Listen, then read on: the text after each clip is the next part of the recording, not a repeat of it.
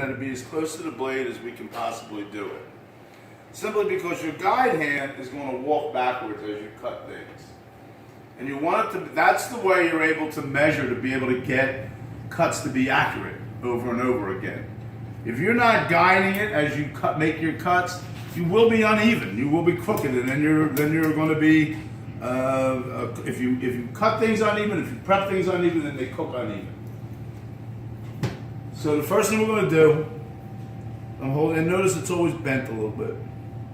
You don't want this. See, if you're like this, I mean, you really can't hurt yourself too much. So, whenever we can, notice how I grab the blade? Right by the throat with these two fingers. The other three fingers are really just designed to act as an anchor. And it's just like something for the blade to lay on. And as often as we possibly can, we want to be able to get this type of motion going with the blade. And we won't always be able to achieve that, depending. So dexterity with the blade is really, really important. So the first thing I'm going to do is I'm going to square this off. Roll to the flat side. Roll, roll, roll. All right, so there's 4 of the cuts. Take off the noses. These will be set aside.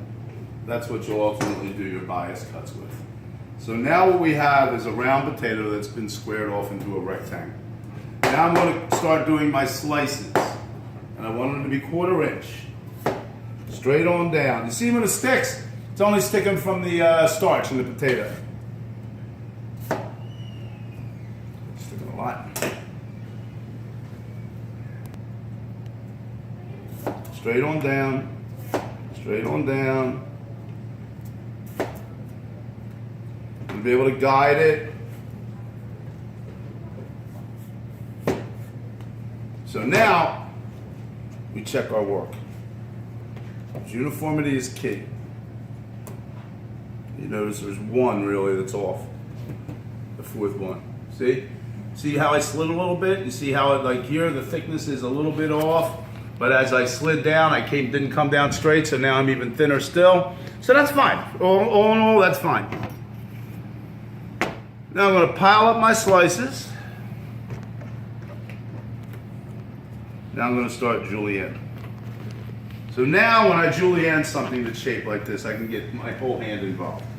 So it's going to be like this.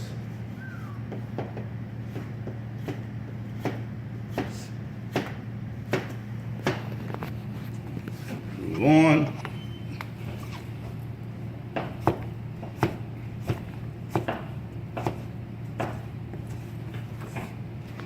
Move on.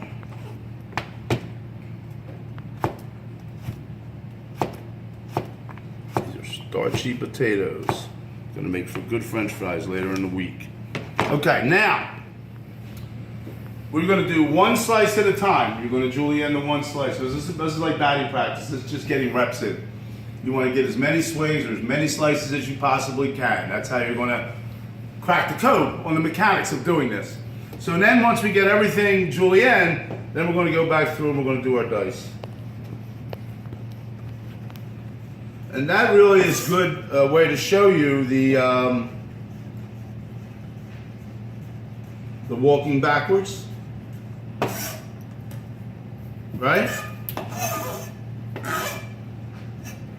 Do 1 more. You always want to stay straight. Be straight in front of your board. Now, the rough chop is this.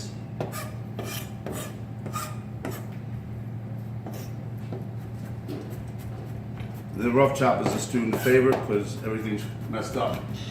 So it's very easy to do the rough chop. You'll all be happy doing that. And we're going to get it really small. Once we achieve that, then we're going to go to our bias cuts on our noses and our sides, okay? So this is what I mean by a bias. If I cut this straight, I'm going to have a short julienne.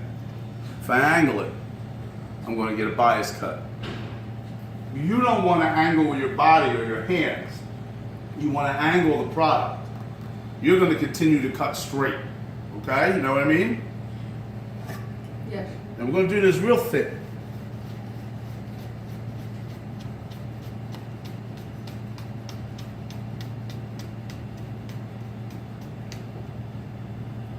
And there are your bias cuts.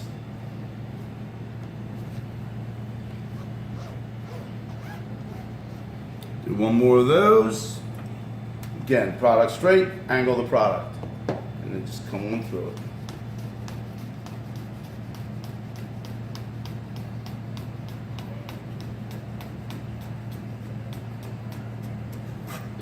Chef, it don't even look like your back fingers are moving.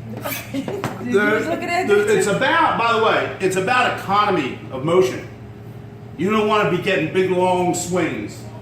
You want short swings. That's how you'll have better control. Okay? Yes. So you think we're ready to try? Yes. All right. So julienne, with the julienne, generally speaking, a julienne is as long as the thing is long, or dimensionally 2 to 3 inches. Okay. So they'll only be as long as the potatoes are long. What is important is the 3 dimensions around the side. So if you look at this one's pretty much perfect. This dimension, so it's a three-dimensional cut.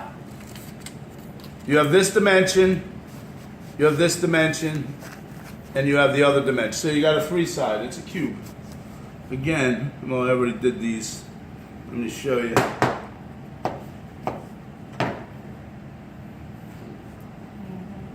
You have a width, you have a length, you have a depth. And in theory, they're all exactly the same. And that's a perfect cube, which is what a dice is. All right? Understood. Okay.